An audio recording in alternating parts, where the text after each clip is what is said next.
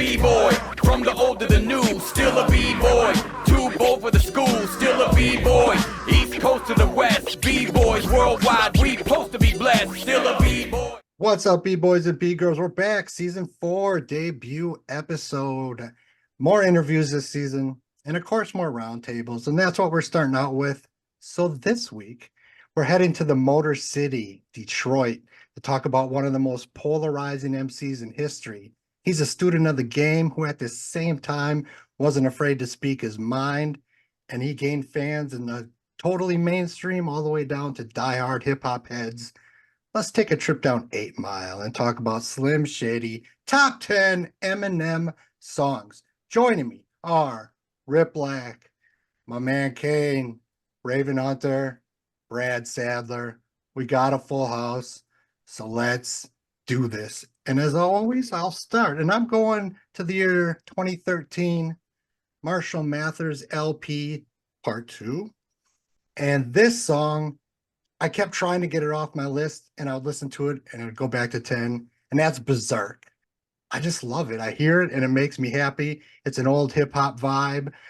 Definitely, a riff off of a Beastie Boys style in both the song and video. The song was produced by Rick Rubin, of course, Beastie Boys there too. Great video with the fish lens camera, another Beastie Boys type thing. The only thing that ages bad is Kid Rock is in the video, and this is before his mega days, and it's a little cringy to see Kid Rock in the Eminem video. But there was like 10 songs that could be number 10, and every time I listened to this record and Berserk came on, it just made me happy. I just rocked out. And this was a really, really great album. Really great album. So that's my number 10, Berserk. Riplak, what's your number 10? My number 10 is Say What You Say featuring Dr. Dre. I love me a diss song, and that thing, when I first heard that, I listened to it over and over because it hits so hard. And they just both just go crazy. I guess I don't have a lot to say about it, but I don't like Jermaine Dupri and all that, so it was a great song to me. No, that was a hard song off a really dope album. It didn't make my honorable mention, but it would have made my honorable mentions for sure. All right, number 10. Kane, what you got? I got When the Music Stops off of the Eminem show. I know this is pretty much a D12 song, but it's friggin' dope. Like, every one of them comes with it. And, I know this is an Eminem roundtable, but Proof is probably the best verse on the album, I think.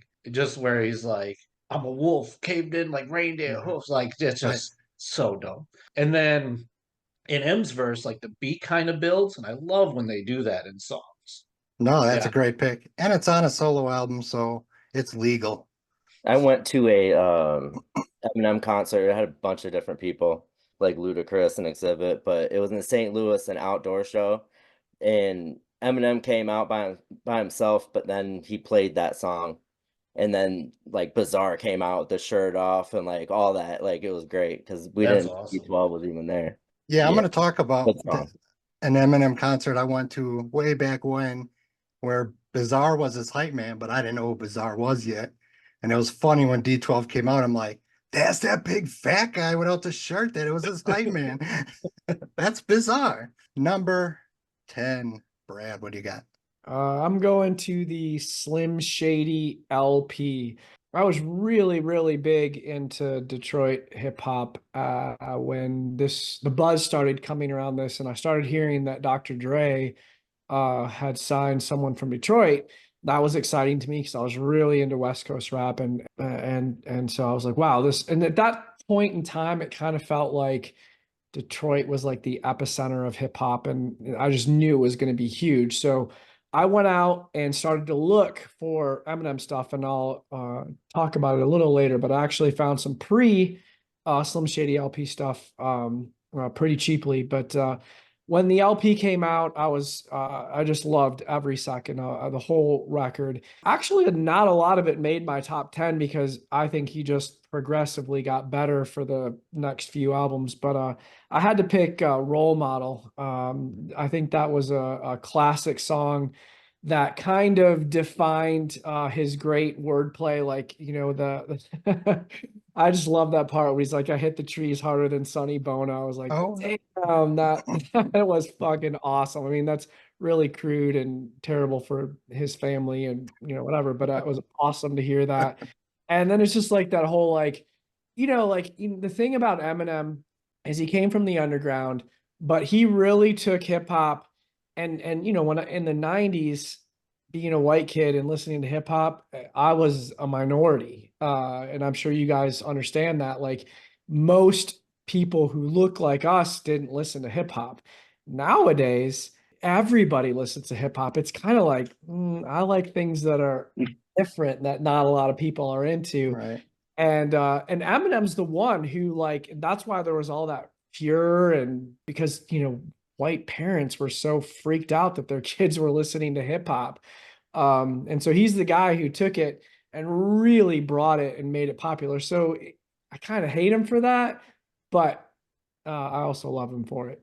I kind of know what you're getting at, because when I was a kid, especially in the 80s, when I'm listening to hip hop, and I'm in Wisconsin, so not only people who didn't look like me, people period weren't really listening to hip hop, but I felt like I was in my own little club, right? You'd find a kid here, a kid there, like it was this little club that was just ours. And nowadays, like you said, it's the number one music in the world. Number 10, Raven, what do you have? Number 10. I started on the Recovery album, which I really love that album and think that it gets slept on a lot. My favorite song on that album was track 16, Untitled. Oddly enough, I just love the beats. I love M's flow. It felt the most like, I don't know, authentically M on that album. It felt more like a previous Eminem song. And it was just called Untitled. It didn't have a track. Definitely that was the standout for me, but I love that whole album. He goes off on that song too. He destroys that. He destroys it. And I agree. That album, I look at his career in two ways, or in two sections. And that album is the beginning of the second section where it's like, oh shit, he's back. I've missed you. Right? You got the real Eminem back. Such an awesome.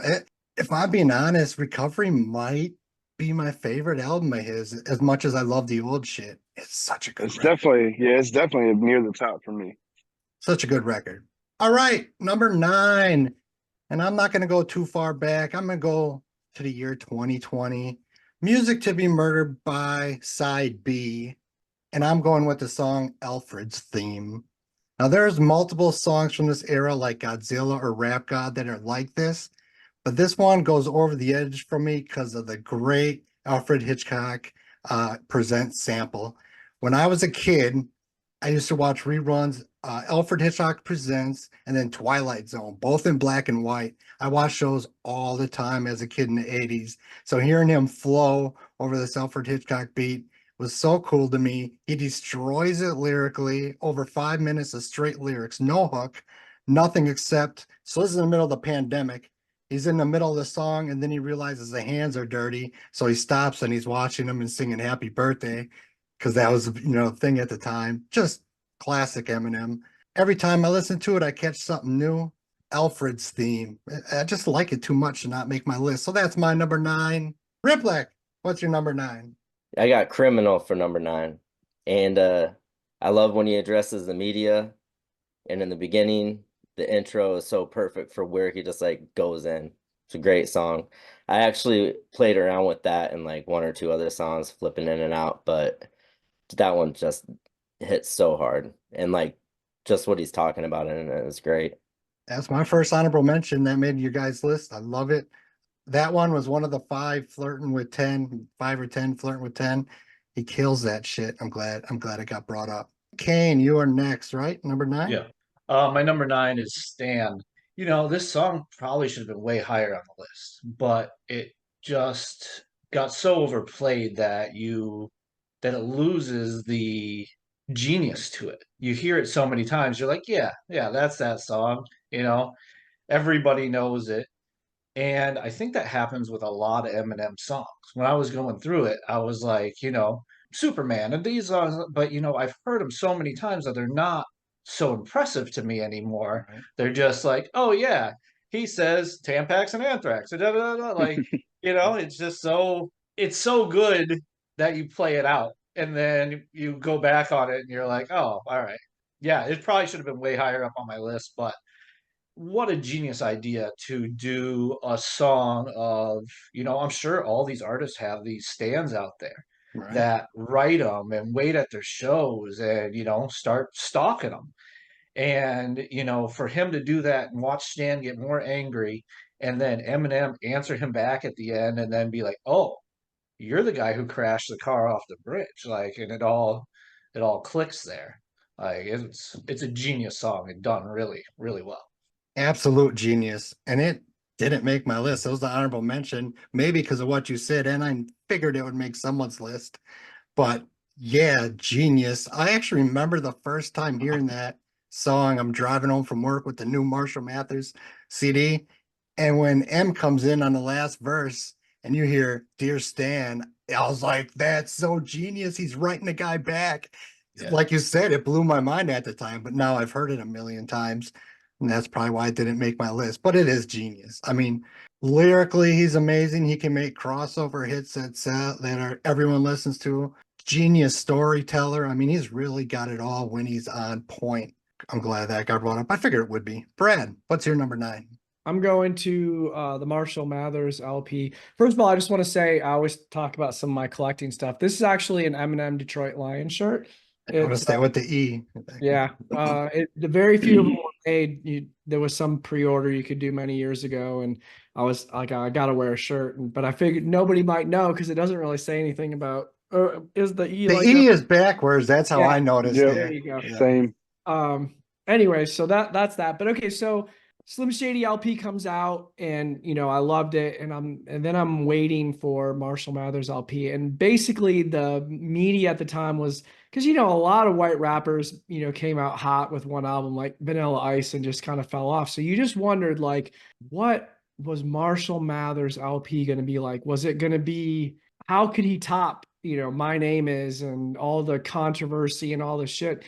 Or was he going to be just a joke and people were going to be like, oh, that was Dre's, one album wonder. And really, right when I started to hear the first song, Kill You, I was like, okay, yeah, I didn't even I'm 10 seconds in and I'm like, he fucking killed it. Like, I know the whole album's going to be, and to me, someone on my post today said that Infinite was their favorite album. I'm like, sometimes I think people say things just to be like, I'm cool. I knew the first album. Yeah, I know the first album. Like, come on, like Infinite. I listened to it all actually just an hour ago, just to make sure it was okay. He hadn't really defined his persona. It kind of sounded a lot like a lot of conscious rap that was around at that time.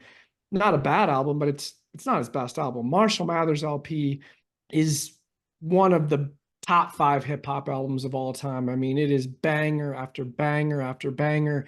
And someone mentioned Stan. I mean, and while you were mentioning Stan, you're like, and other people must have Stans, but that word didn't fucking exist until that song, right? Like we say, we call rabidly obsessed fans Stan because of that song. Anyways, that's my kind of prelude to like, I was blown away the second I put that CD in, and I knew this guy was like on another level.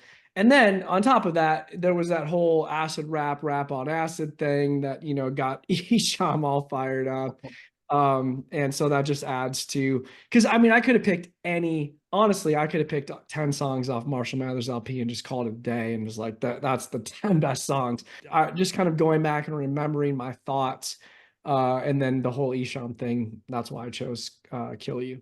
Yeah, and it was amazing how different he sounded in just that 1 year from Slm Shady to Marshall Mathers. Even his voice was different, his delivery was a little different. And no doubt that's a classic album. Raven, what's number 9 on your list, Dan Hart? List and Heart, from Marshall Mathers LP 2, Berserk. You kind of already covered it. It felt like everything that I loved about hip hop when that song came out, and it got me super falsely excited for the Revival album, or not Revival, MMLP2. When it first came out, I was kind of disappointed with that album. Production is a lot for me, and I didn't love most of the beats on that album for a while. It grew on me, and it's definitely, better than Revival was. So least we had that. But Berserk is just, from the minute that he released that song, I got hype as fuck for a new album. It's impossible not to be happy when I hear that. I just want to, it's just hip hop, b-boy shit. I'm glad someone else appreciates that wonderful song that M gave us. All right, number 8. And I'm going to 2010, and I'm going to Recovery. Before this came out, I had almost written them off. I had been so disappointed with Relapse. Pretty much didn't like it at all. Encore was just like a drug-fueled, crazy acid trip. And I heard Not Afraid on the radio. I'm like, oh shit, it almost sounds like Marshall Mathers LP version Eminem. And when I bought this and put it in, I'm like, M's back. So this is, I look at the beginning of the second part of his career when he got off the drugs. And the song ties into that. The song is called Talking to Myself.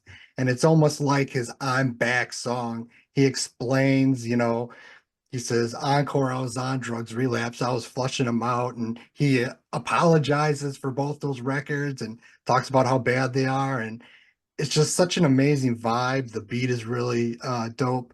And the whole song is amazing, but I just love how M even knew how bad his previous works were. And he's like, look, I'm focused, I'm sober, and I'm just going to kill it like, only Slim Shady can. And this was like the introduction to the second part of his career. So Talking to Myself is my number 8. Riplak, what's yours? Mine has a list in it. And the fact that he put Reggie and Corrupt on it, anything that Nate Dogg was on, I was listening. So Till I Collapse, beat was crazy. I'm more of a lyric guy, but I mean, it's Eminem. He, back in the day, he was still doing it like that. But I was pretty happy that Corrupt was on that list because I'm a huge Corrupt fan. So if you ever want to do a top 10 Corrupt, honorable mention. Amazing beat. You're right, Nate. You can't go wrong with a Nate Dogg hook. Just fits it all perfectly. Great track from a great album. Kane, what is your number 8? My number 8 is My Fault. This song's hilarious. I laughed just thinking about it. I remember hearing it and laughing so hard, having to listen to it again and again just to pick up all the things. Sue, you're talking to the plant. Look, it's so funny. It was nice to hear, he had funny parts in other songs, but he was so shocked. I'm going to shock you. I'm going to say the Christopher Reeves line. I'm going to say these lines to just shock you and make you be like, oh my God. But this song was just super funny. So it was kind of a refreshing part of this album to just be like this hilarious song that he put out. Yeah, that is a super funny song. When he's asking his, buddy, how much did you give her? And he tells her, she's going to die, dude. I know. It's my fault. No, that's a good one. That's such a funny ass song. I'm glad that got brought up. Brad, what's number 8? All right. So you can either pick it off the Slim Shady EP or the Slim Shady LP. Just Don't Give a Fuck. So, great song. Still one of my favorite songs by Eminem all time. So back to when I first heard about Eminem, I went on whatever online place you could buy CDs back in 98, 99, and they had one Slim Shady EP for sale. And I bought the last one for $10 fucking, man. And now those things go for thousands, but I had a huge Eminem collection. I had everything. And I only kept the one Infinite vinyl, which I'll show later, and the Infinite poster I got from M's old manager, Mark Kemp, who I ended up meeting when I was collecting. But when I heard that Slim Shady EP, which came out before the LP, and I heard Just Don't Give a Fuck, I was already like, this guy's fucking awesome. So that's my I'm like my claim to fame. Like, I bought something Eminem for original price before the LP came out, and that was it. Not many people can say that. Not many people can say that. I remember hearing a story of a guy who got like 50 of them, the famous Rap Olympics, where he was discovered by, one of Dre's guys, then got him to tape the Rap Olympics in LA. He was selling those CDs there, and there was a guy who M was just trying to unload them before catching his flight back, and he got like a box of 50 for, I don't remember the amount, like $50, like $1 a piece. And this guy now had all these sealed Slim Shady EP CDs, OG ones. It's like, damn. And man, I was so into Detroit hip hop, how that wasn't on my radar at that point. It's like, how did I miss that shit? I was all over Detroit, I thought. Number 8, Raven. Number 8. So I went to the Eminem show with White America for number 8. That song is so fucking aggressive, and I love aggressive M. The beat is crazy hard. We used to turn that shit up so loud riding around that summer, just blaring the fuck out of that song. So, White America. My best friend, Eric. So we always laughed. His name was in the chorus and shit. So, little Eric's just Little like this, Eric, just like that. He used to holler that shit out the window too. We was like 17 or whatever when Yeah. that came out, but yeah, White America fucking slaps. And that's a great way to start the album. I believe that's the first song on the album. Yeah, just hard as hell. All right, number 7. We're gonna go to the year 1999, Slim Shady LP, and it was brought up before. Role Model. This is the version of Eminem I fell in love with. Just the ill, crazy lines, and he would say the best lines, but in such a unique way. He had the battle rapper lines, but he said it in a way that everyone could digest. And you got Dr. Dre on the beat. Just like I said, lyrical battle rap. Role Model will always make me smile. I'll always rap along. I stick out like a green hat with an orange bill. Things like that just pop me for whatever reason. So Role Model was my number 7. Riplak, what's yours? I had Role Model on my list, and Dope song. it got knocked off, man. Like, it was so hard. The song I have for number 7 is Fucked Up, and then More Fucked Up, and then What in the Fuck, Kim. And like everybody that heard it was like, the shit's crazy. But I remember hearing it the first time, and I'm just like, it's just getting like more and more crazy. It actually kind of fucked with me a little bit, because it's so believable, like the way he's just acting through it and doing the voices, and like the whole thing is just complete insanity. It's like a little horror movie. Right. Like, that shit was so crazy. Yeah, you believe him. I mean, he sounds like you're actually there. A lot of emotion in that song. Right. A lot of anger built up. Screaming lyrics.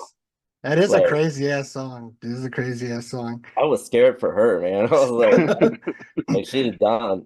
Best part of that song for me is at the end, you then hear the beginning sound effects that are in Just the Two of Us from Slim Shady. So it was the prequel to Just the Two of Us. That was a cool connection.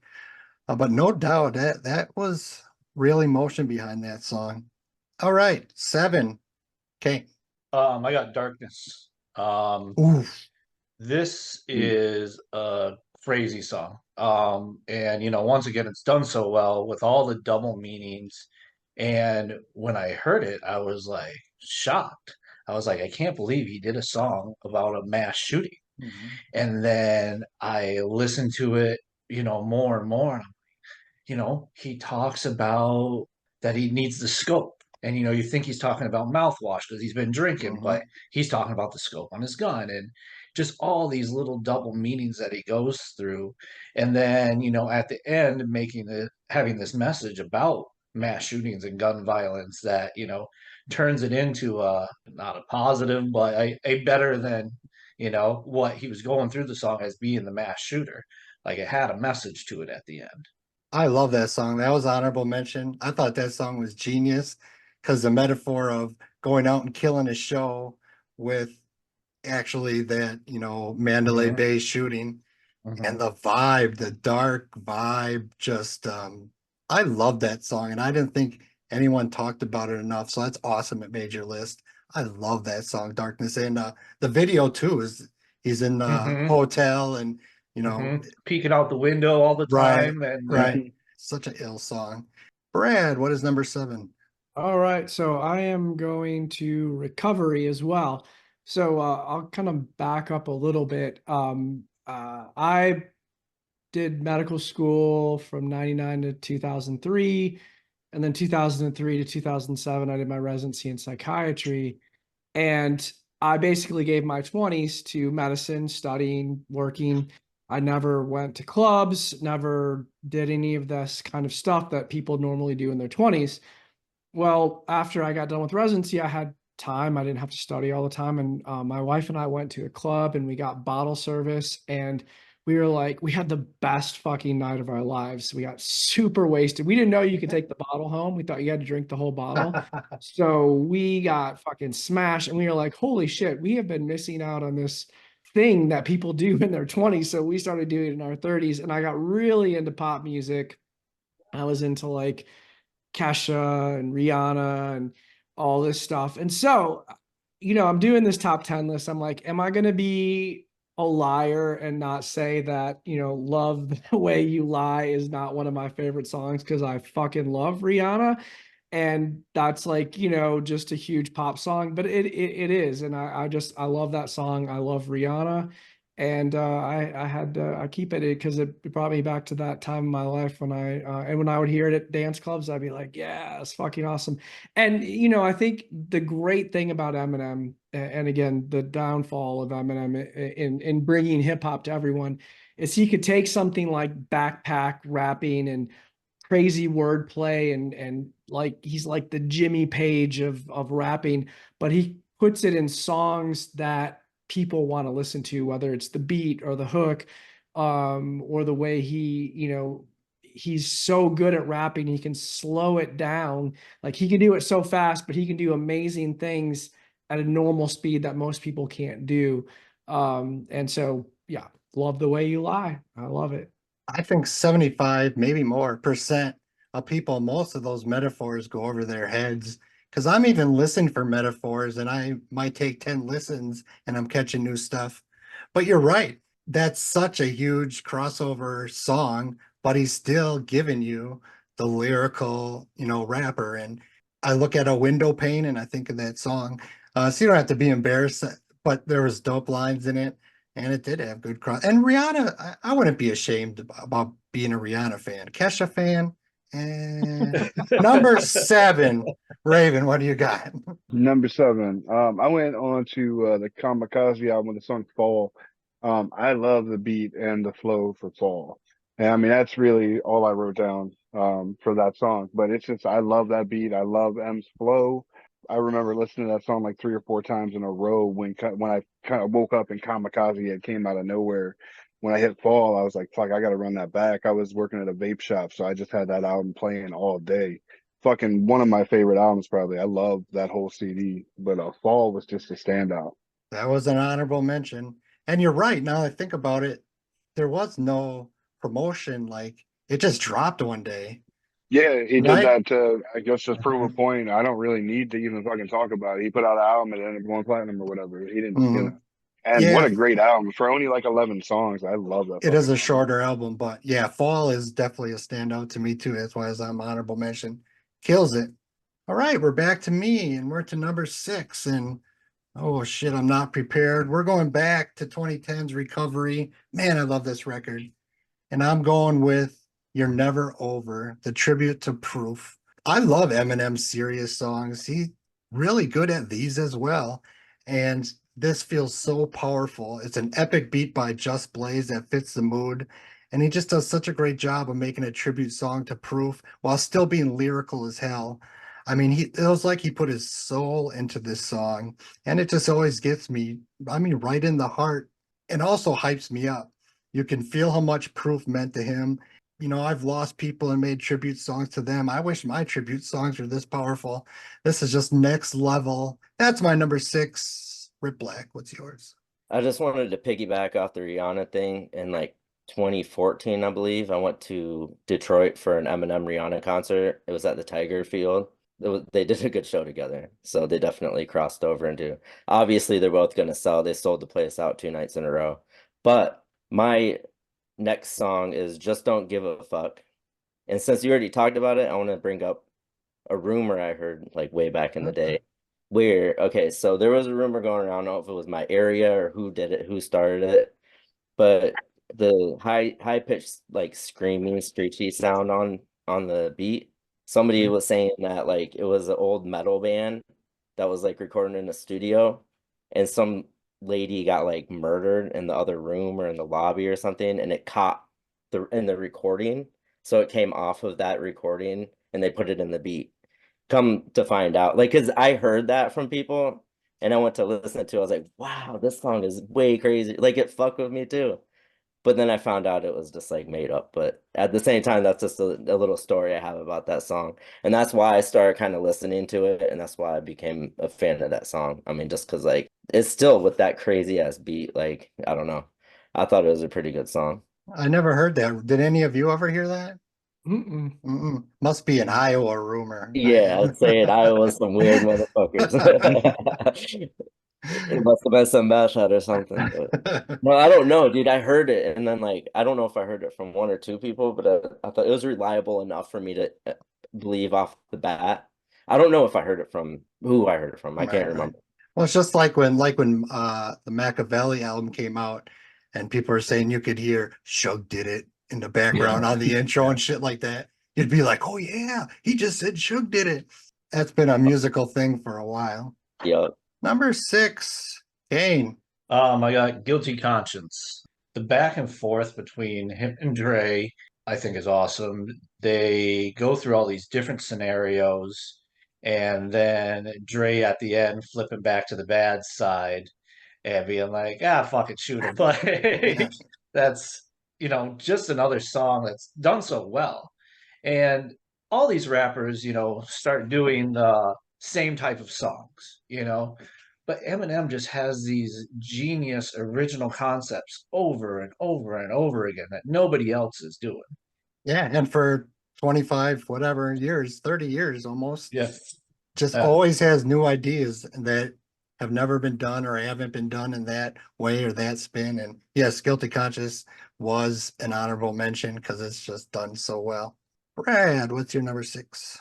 All right, I'm gonna stick with around the same time frame, but I think this is the Relapse album.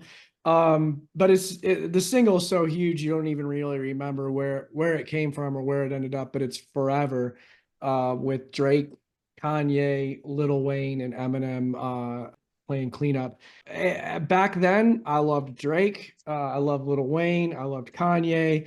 And really, honestly, for me, it was one of the first times I heard Eminem really rapping with other rappers who were really popular outside of like his crew of rappers, and being on one of those singles.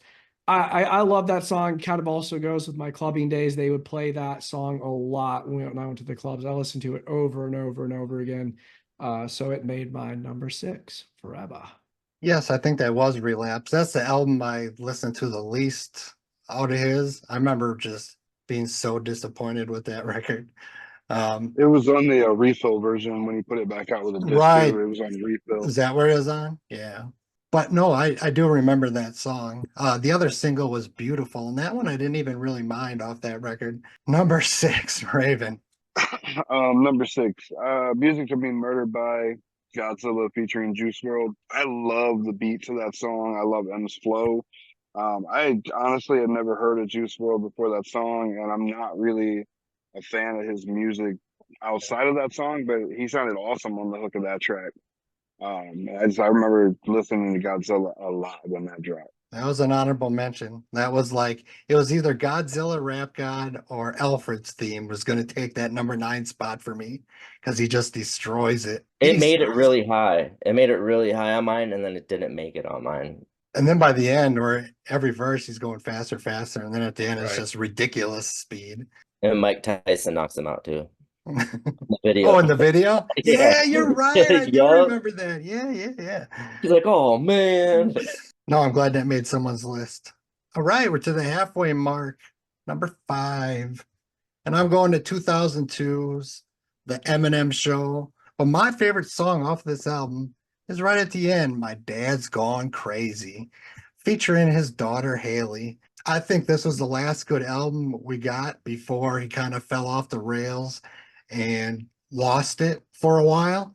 Another one with great lyrics and great lines. His daughter Haley fits into it perfect. She's at that age where it's funny to hear her, do like the chainsaw noise, ring. That makes me smile. And after the first half of the second verse, everyone out there, I'm not going to try to do the impression, but if most of you will probably know, but the second verse starts with, It's like my mom always told me. And then what he says for the next half of that verse just makes me fucking laugh like I'm 10 years old every time. Dr. Dre on the beat, perfect way to end this record. His best-selling one. Everyone had a copy of the Eminem show, and it was a great record. So that was my number 5, Riplak. What's yours? I have Stan. I won't get into it too much, but what I really liked about that one was obviously the story they're telling, but I like how it got to the dramatic part of him driving off the road, and then you thought it was kind of over, but he came back to write him back, which was crazy. And then you realize it was him. So it's like I loved it just because it already had enough to be a good song, and then one to even be that much better just by the way he ended that last verse. You're right. It would have been a great song without that last verse. That's why I was like, what a great story. But when you hear Dear Stan for the first time, it's just like, oh, it's Yeah. genius shit. Mm-hmm. Just a notch above everyone else. Yeah, great hook too. Definitely. Number 5, Kane. I got Dad's Gone Crazy. From the beginning of him chopping up lines and his daughter walking in to her doing the chainsaw thing, Yeah. like you said, like he's definitely going crazy in this song. And you know, Randy, like that part you're talking, it makes me laugh it's every just time. it's just so dope. And like the first two verses are just so good. But then he starts that third verse with my songs can make you cry, take you by surprise at the same time, and make you dry your eyes with the same line. Right. That is probably one of the dopest set of lines I've ever heard. Like I was like, oh, like hold on, what did he say? Right. It just and it's true, he's that skilled with it that he can make you laugh, he can make you cry, and then make you laugh again in this short amount of time. And the beat even changes on that third verse. It gets Mm-hmm. more serious when he Mm-hmm. says that part. No, that's a great song. And you know what's amazing is his crazy vocabulary and metaphors and all that. And he dropped out his freshman year of high school. That's how much schooling he had. And he still has the master, of the English language. And it's just amazing how I think his brain's even wired a little bit different, that just the way he can see almost the words and just playing Right, Tetris with them. and making things rhyme using, not just the end of the word, but using the root of the word, and just making all this stuff fit together that I would never be able to think of it. Right. No, Uh, he's one that when he's on his game, I think he's one of the best to ever do it lyrically. Number 5, Brad. All right, so we are going way back and I have 2 stories to tell about this record. So as soon as I started to like Eminem, I wanted to get Infinite, and this is the original Infinite. There's 2 versions. This is the one without the copyright info around the side of the record, but both are original. So I knew that this record existed. It was hard to find right from the beginning because Eminem blew up so fast. But back then, on eBay now, if you misspell something, it'll like correct it, or even if something's misspelled, it will still come up in the right way when you search it. But back then, if you misspelled words on eBay, like in your listing, you'd have to like put the misspelled word in to find it. Well, this guy was a musician who had worked with Eminem, and he was selling a lot of 10 sealed Infinite vinyls, but he spelled Infinite like INFINATE or something like that. And he spelled vinyl VYNIL.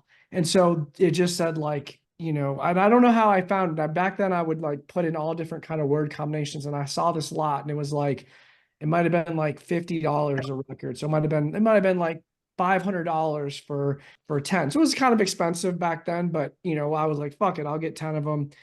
And so I got them. I got 10 sealed Infinite vinyls. I had them for many years. Apparently some I traded. I just met a guy who was like, hey man, you traded me an Infinite vinyl for this. I was like, oh, I thought I sold them all. I thought I sold them all for 500 a piece. And I know I haven't even said the song yet, but I'll get to that in a second. So recently in an auction, there was an auction in the UK, a signed Infinite vinyl went for almost $50,000. Fucking insane. So I don't know, like, It was a charity auction, so that might have lifted it up a little bit. It was signed, but you got to think this record maybe is worth in mint condition or sealed condition, somewhere between $5,000 and $10,000. Man, I wish I had all 10 of those. Should have kept them. I know. So I picked the song Backstabber, which is about Champtown, who is a Detroit legend, went to high school with with Isham. And so you kind of can connect those worlds there. But the song Backstabber actually came out on a little demo tape when Eminem was in a group called Soul Intent. Similar story. I found an auction house that was auctioning off Soul Intents back in the day, because it was another thing I was searching for. And I made a bid on it and I lost. And I'm a very hardcore collector. Even if I lose something, I'll always be like, hey, you got any more? So I messaged the auction collector and I was like, hey, do you have any more of these Soul Intent record or cassettes? And he's like, actually, I have a whole box of them. He goes, I got them from Debbie Mathers, from Eminem's mom.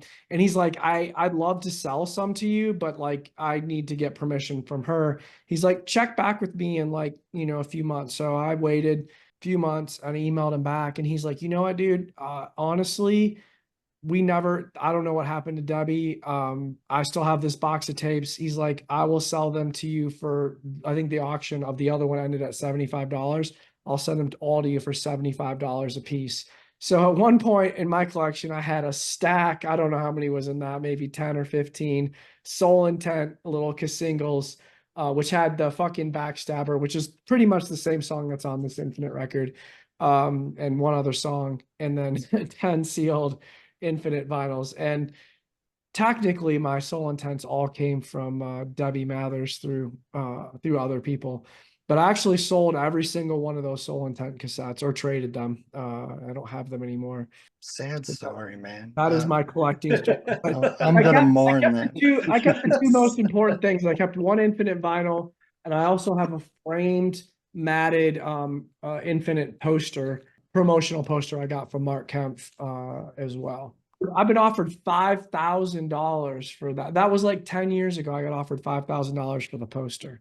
I was like, no. Well, Backstabber was the one honorable mention from Infinite. All right. Yep, I like that song too. And I didn't know the Soul Intent story, that it was originally on that. So you even schooled me on that. But that's crazy. The items you had, you should have held on a little bit longer. But I think you know that. No, great story, great story. At least you kept one of the vinyls. Number 5, yes, 5, Raven. 5. Marshall Mathers LP2. I went with Rap God, just because that's another song from that album that really stood out. And that was the precursor to Godzilla, where he outrun himself on Godzilla. But up to this point, that was kind of the fastest M had ever rapped on an album he dropped. And I love the video with the Max Headroom references and all that shit. I just thought Rap God was a great track. It was, and that was definitely the first time we heard him rap that fast. And it was an honorable mention. And when that came out, my daughter was in high school, and that was a big song that all the kids in school were listening to. And I remember it took her like a couple months, but she finally could do that last fast verse. She could do it perfectly. It took her months, and she did it. And I was so proud. It's like, oh my God. Yeah, that was huge. I mean, and I just think of that when I think of that song, but he kills it. So I'm glad someone brought it up. All right, number 4. We're going to 2000, Marshall Mathers LP. First time I'm bringing us here. And I'm going with the title track, Marshall Mathers. I love this beat. It's some hardcore MC shit, and it's so emotional. And the beat was actually done by Eminem himself. You get his response to ICP on this track, which he easily destroys them lyrically, but he just kills them.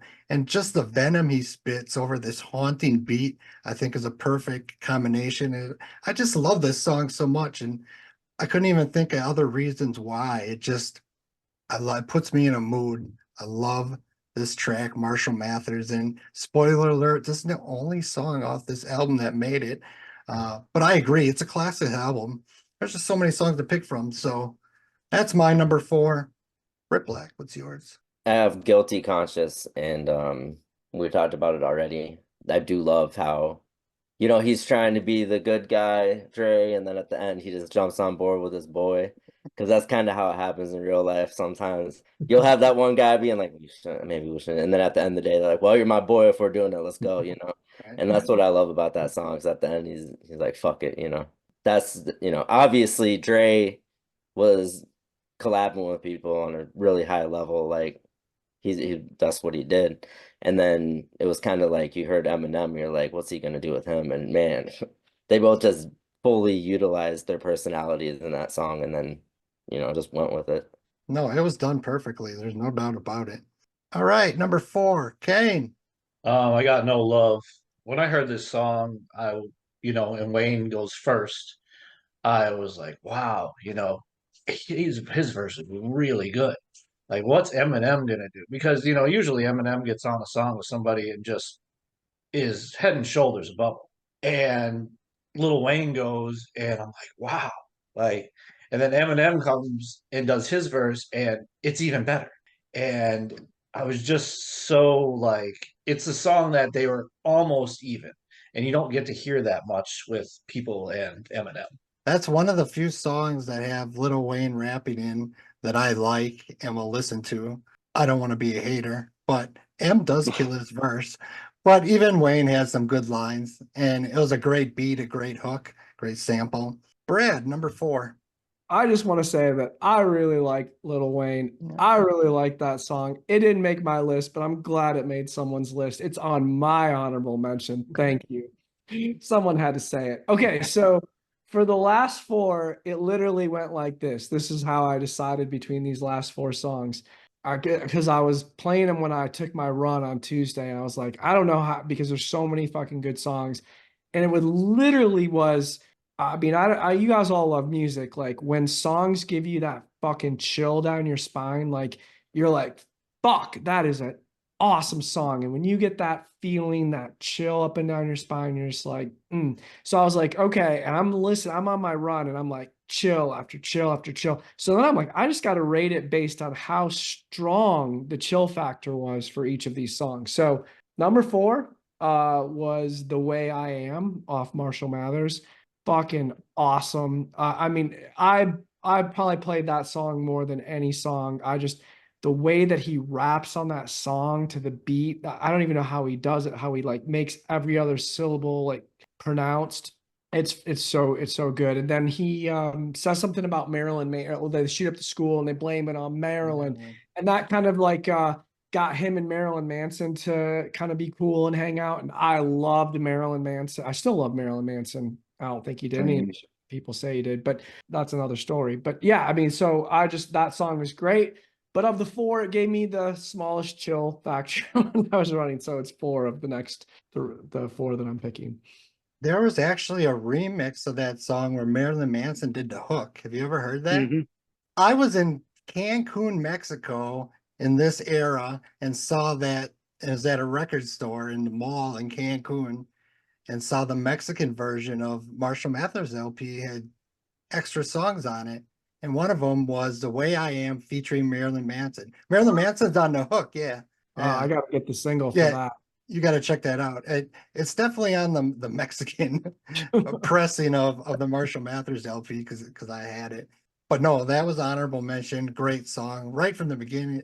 You're right. The way he raps is so unique. But I sit back with this pack of 6 eggs in this bag. It is sweet, and just the way he delivers it is amazing. So I'm glad it got brought up. Raven, what's your number 4? So first, I would like to point out No Love would have been on my honorable mentions as well. So no hate over here for that song, sir.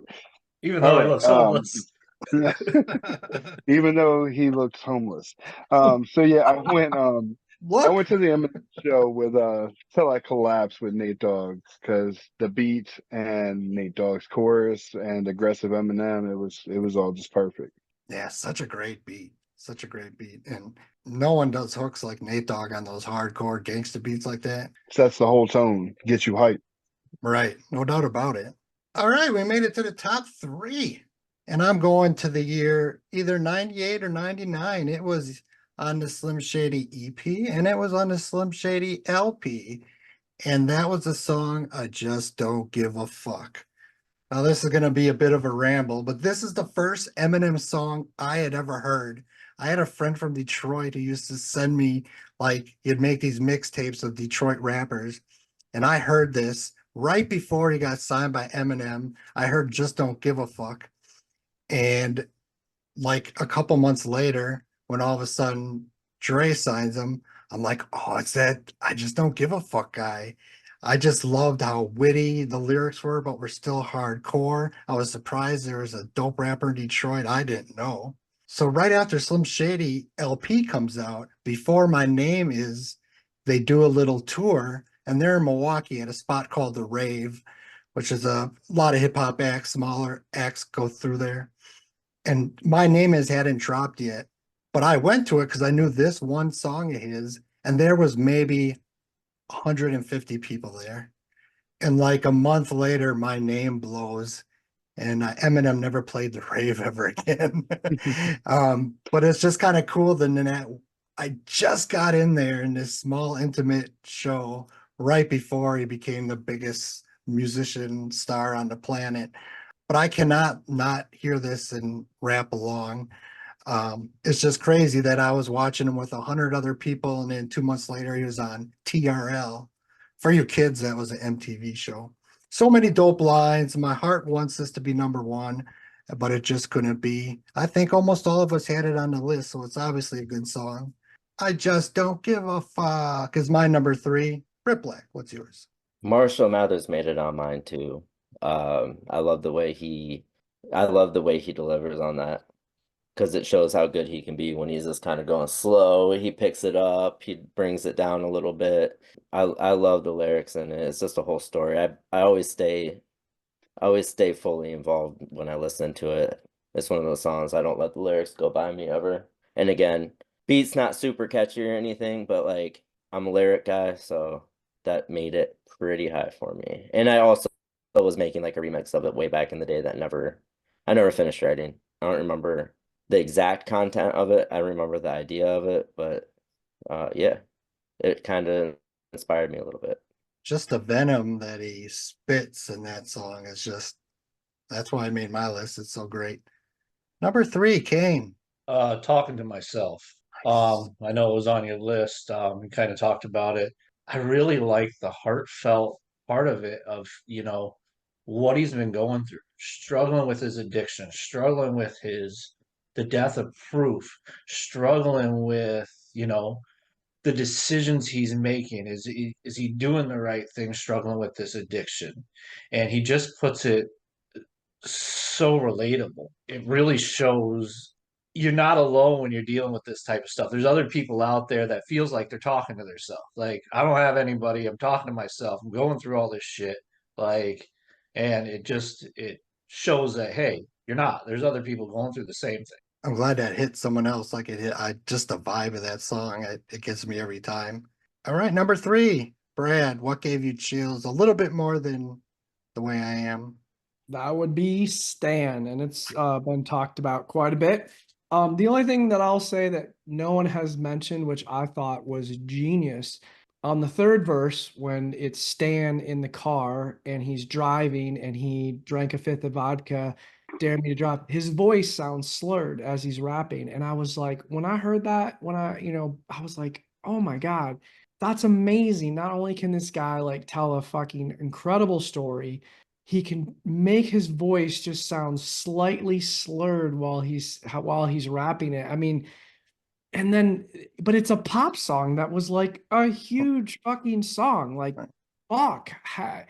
And I know, I know the Eminem show sold more records, but that's a phenomenon that happens when there's one really good record and then all these people like then buy the next record because of the hype. I still firmly believe Marshall Mathers LP is way better than the Eminem show. There's great songs on the Eminem show, but man, Marshall Mathers LP was something special. And that song is, when I hear that part when he's like, I drank a fifth of vodka, dare me to drive.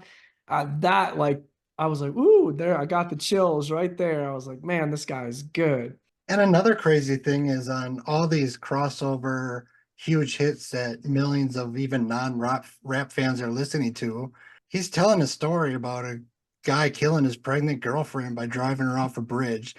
And in The Way You Lie, he's talking about tying her to the bed and setting the house on fire. It's really dark lyrics, but it's like people just, it's, I don't know if it doesn't register, they skip over it. It's like, holy shit, that's some dark shit he's talking about. But everyone's just, but it is a genius. That song is amazing, and it should have made my list, but I knew someone else would bring it up. 3, Raven. 3, I actually went with Just Don't Give a Fuck from the Slim We Shady all did LP. it. That song was one of the probably 4 songs that when I first got the album, I kept going back to. It was the beat and the way he rhymed. Funny, like when that album came out, we had a small store called Salisbury Records, that was just owned by like these 2 black dudes that just wanted to own a record store basically. And they would always sell us the shit whenever it came in. So we would get it on a Friday or Saturday or a Nice. Monday. So the week that came out, we started going up there Friday, and he's just like, no, it didn't come in, so we'd go back. And Monday, we stood in the store for like 6.5 hours waiting for UPS to show up for this fucking album. And the only thing I had heard prior to the album was Just Don't Give a Fuck, My Name Is. And he was on Kid Rock's first album, the first, Yes, he like Fuck was. Off or Fuck You or Fuck something. Off, I think it's Uh, called. Yeah. yeah. And my buddy had that CD, so we would listen to that. And yeah, we waited like 6 hours for this album and then just rode around the rest of the night listening to it. And Just Don't Give a Fuck always stood out with that beat. And it's amazing how music can make such an impression. Like I literally remember listening to that album for the first time. All right. I guess it's my turn. Number 2. Okay. Bear with me. First thing I'm doing is breaking rules, but I'm going to explain. It's going to be a long explanation, but I'm going to 2017's Revival, and I'm going with the songs Castle and A Rose because I think they should be one song. So it's stretching the rules a little bit, but this is what I think is a perfect example of his genius. I think this is such an amazing concept that I don't hear a lot of people talking about. But in Castle, he's writing letters to his daughter Haley. The first letter is like right before she's born, then right as he's getting signed. And the third verse is 2008, and he's overdosing on pills and, telling his goodbyes. And at the end of the song, you hear him collapse. And then A Rose comes on, and it's him in the hospital. But the beat, built into the beat, is the life support breathing machine that is built into the beat. And he's talking about his daughters and his brother, and everyone's by his side, but he can't open his eyes. He can't move. He's slipping away. He's dying. And it's just the vibe of that, him slowly dying, and he's just about to die. And he says, I want to rewrite a mistake, so I'm rewinding the tape. And it goes through, it slows down, and then comes in to the middle of the third verse of or Castle, the song before it, where the verse where he talked about killing himself. But this time he takes the pills, throws them in the toilet, rips up the letters, flushes them down. It's just, I know I'm rambling, but this is such a great concept, how he took the middle of the song before and changed the lyrics to the second part to totally change the story. I listened to these two back and back over and over when this album came out. I know this album doesn't get a lot of love, but those two, nothing was going to beat my number 1. But I just think this is fucking so clever, so genius. And that life support machine built into the beat, just crazy. So Castle and A Rose are my number 2. Riplak, what's yours? Mine is Kill You. And so the full story will come with my number 1. But when I became a fan of Eminem, I actually went after the first song I became a fan of, Kill You was the second. I had a friend, it was like his favorite songs we play all the time. I started listening to it, and then when we were at that concert in St. Louis way back then, that song, as soon as that song came on, out of all of them, just got hyped right away, and everybody was singing the chorus. It was crazy. But I love that song. And it was a great first song to that record, definitely. All right, number 2, Kane. Number two is No Regrets off of Music to Be Murdered By. I went back and forth putting this song so high. There's so many great songs out there, and this is, relatively new to, take all these songs from his past and take this relatively new song and put it at number two in the list. But, and maybe that's a testament to him being, overplayed, that these songs that were so great, I've just listened to so many times. And No Regrets, I haven't listened to, so many times that, it's way up there. And maybe, maybe he releases a new album, we do this a year from now. Maybe one of those is at number two because I'm loving that song right now. It's just all the little double meanings, all the little punchlines, all the little lyrics. It's amazing. I can listen to it again right now and probably pick up on something different. Right. And he seems to only gotten better with that. Like the two Music to Be Murdered By albums. It's so lyrical. He's gotten better with age. I mean, I think he's like 50 now, and he's still one of the most talented lyricists out there. Not that age has anything. It's not like playing football, but for him to put out all those songs, like you said, ahead of time and still make songs that make top of lists says a lot. And that didn't make my honorable mentions, but it's a great song from a great album. Brad, what's your number two? All right. So this one gave me super chills, but just not the super chills. And I'm Lose Yourself. I mean, that song is just incredible. So I saw the movie. I was actually in St. Louis. I was interviewing at a lot of different residency programs, and as soon as I finished with my interview, that was the time the movie came out, and Laura and I went and saw it there, and I was so proud to be from Detroit, and this guy's starring in the movie, fucking hottest song on the in the airwaves. I mean, I think it went number one in the Hot 100. That the piano, the guitar lick, everything about it, just the way it builds as it keeps going, how it fits in with the movie, fits in with his career. Man, just talking about it, I'm getting shivers going down my spine. Just an incredible song. And again, when I made this list, I was like, okay, I could not pick the amazing singles as the top 10, but I would really be lying. And there's plenty of times we've done these top 10 lists, and I look at the singles and I'm like, no, those are not the best songs. But with Eminem, at least for me, and I knew you guys would be different, I was like, they're gonna have all the other stuff. I'm like, the singles were great music. They were really well put together songs. And I think that's part of the reason he became a superstar, because his singles weren't bullshit. They were actually like really fucking good pieces of art that happened to be really, really popular. And still not overplayed for me. I hadn't listened to Eminem in a while, maybe probably since Music to Be Murdered By came out. So for me, actually doing this, it was like freshly listening to all these songs again. And they were amazing to me again. All right, number two, Raven. I was like super embarrassed for my number two. You should be. I knew you should be. Knew nobody was gonna bring it up, but then Brad brought it up earlier, and I feel less embarrassed aside from where I got it. But Forever with Kanye West, Lil Wayne, and Drake. Oh, you were so quiet. You were so quiet. Whoa, I didn't want to give it two. away. Yeah, I can listen to the song on repeat because at the time I really liked Drake and Wayne. Young Money was blowing up and shit at the time. And I'm a real quiet Kanye West fan, like kind of die hard. I love Kanye West, I've kind of begged for a top 10. I'm still holding out for that one. You're not the only one who wants a Kanye top 10. It's going to happen. But Forever was like, I heard M with not only Kanye, but also Lil Wayne and Dre. It kind of blew my mind when Refill came out, especially with how much I did not like Relapse. But M rapped on Forever like M was on Recovery already. So that's why it's like that song really stood out to me on the Refill album. And yeah, like I said, new Kanye and Wayne was a plus back in the day when that came out.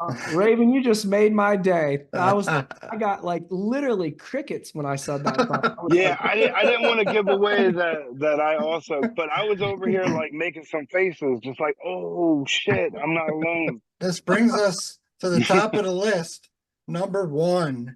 And I'm going to 2002, but we're not talking about the Eminem show. You just talked about it. From the 8 Mile soundtrack, Lose Yourself. This had to be number 1 for me. It's so personal because not only can this song be applied to anything you're doing in life, what he's actually talking about, I was like personally doing at the time this came out on the underground rap scene, trying to make it. All the things he was talking about, I was living at the time. You guys can understand too. It's like, oh my God, he's describing it perfectly. Being in a little club, trying to, take it to the next level. And it's just so timeless. And Eminem and the Bass Brothers made the beat, which is just so amazing. I remember where I was when I first heard this too. Like, holy shit, he's talking about what I'm trying to do.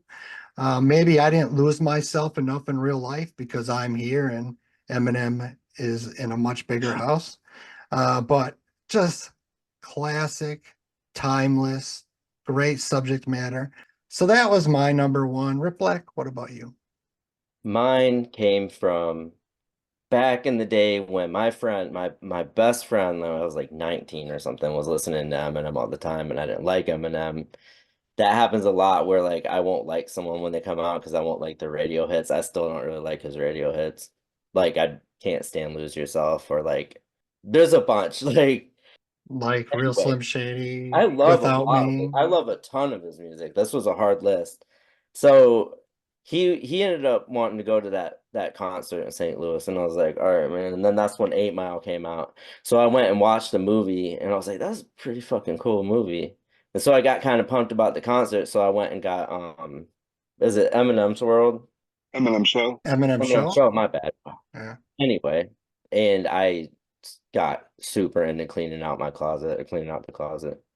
And 'cause man, I could tell like he just went in on it. And there's stuff he said in there kind of reminded me of my situation, so I related to it. So I ended up getting into like when the music stops and stuff like that.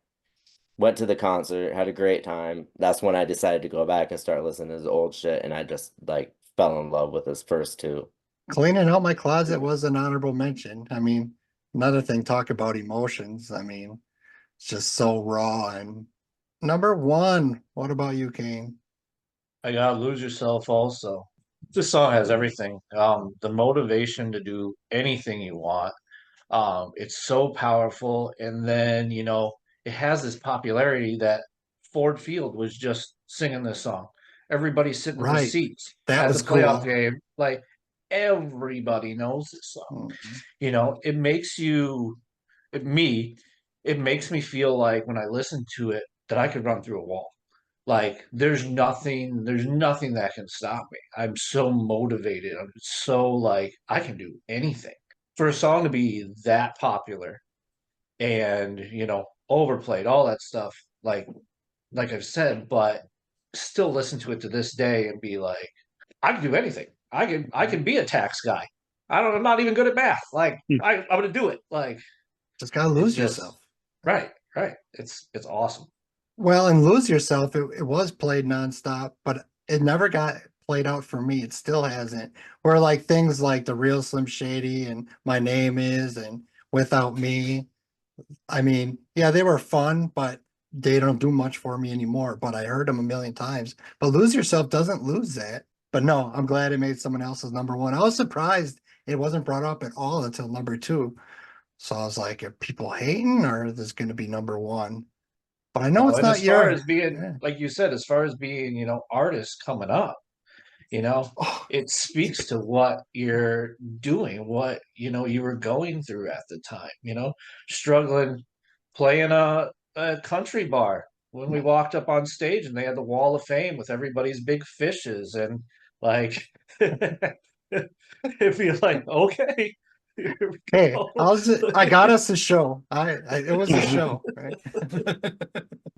Boo tells that story awesome when he walks in and is like, "What the fuck did AK get me into? I watched those two guys from Milwaukee come up and look around and then walked back out the door. I got back in the car. I went back home. It was a country hick bar. Yeah. But they booked us, so we killed it too. Yeah, hell yeah. We killed every show. Number 1, Brad. All right. So 2 things I wanted to say before I did my number 1. I've never seen Eminem live, and I love going to concerts. Wow. I just have to throw that out there. It is one of my regrets.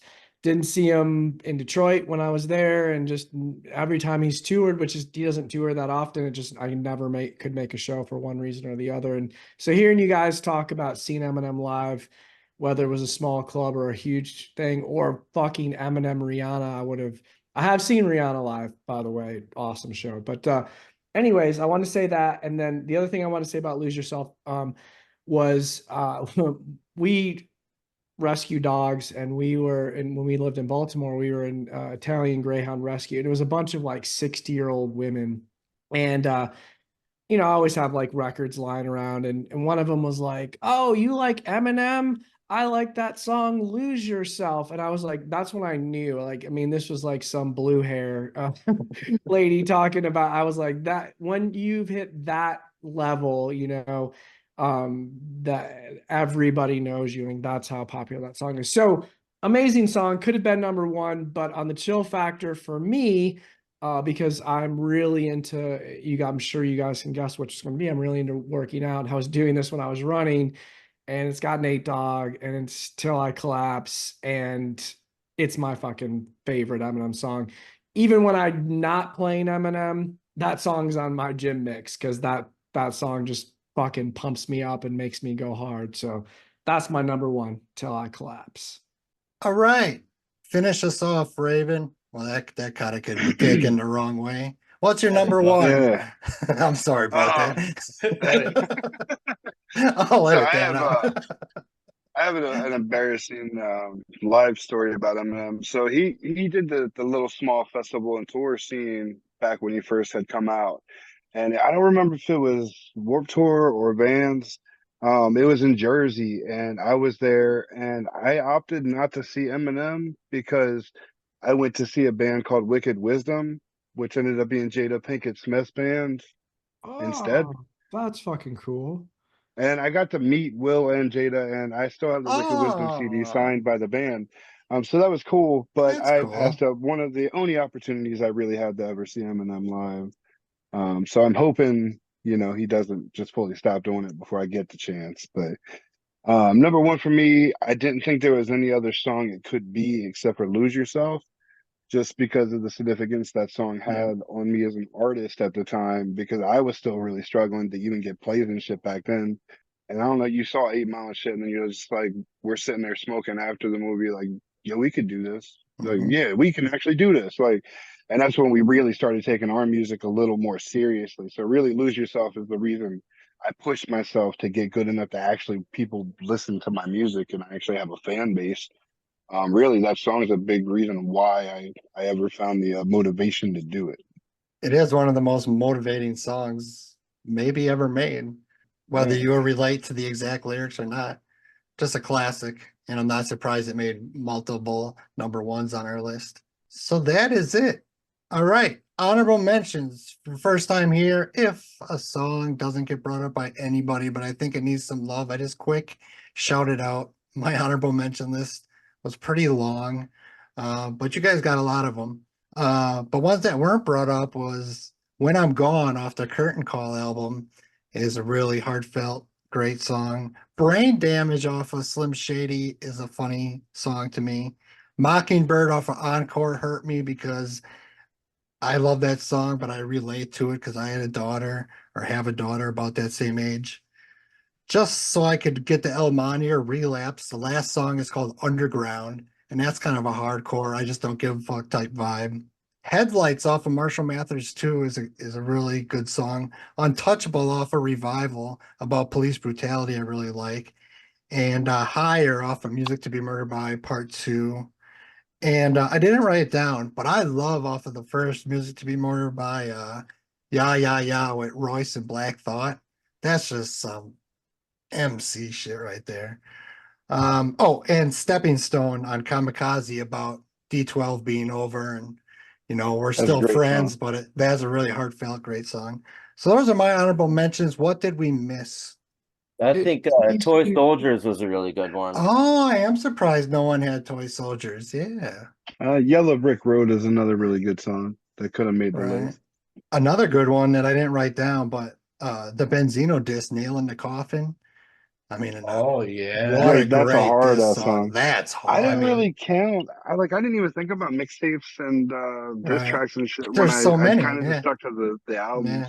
Off of Sound Bombing 2 compilation, there's a song called Any Man.